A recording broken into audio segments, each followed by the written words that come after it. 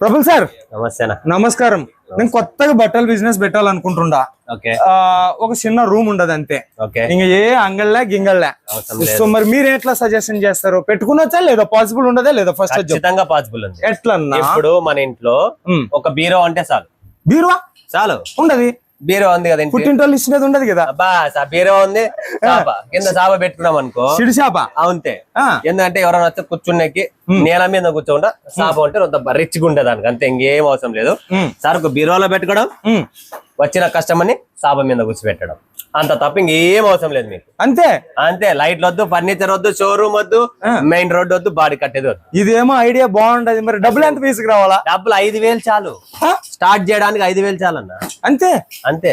ఇదేదో ఐడియా బాగుంటది. మీకు కూడా కావాలనుకుంటే వీడియో మీద అన్న నెంబర్ ఉంటది, ఇంకా ఫోన్ చేయండి. ఇంకా ఇంకా ఇంకా టెక్నిక్ ఆయన ఇస్తాడు. నమస్తే. బండి స్టార్ట్ చేసేవాడు స్టార్టర్ ఉంటది, 20 రూపాయలు బటన్, అంతే. 20 రూపాయలతో బండి స్టార్ట్ అవుతుందా?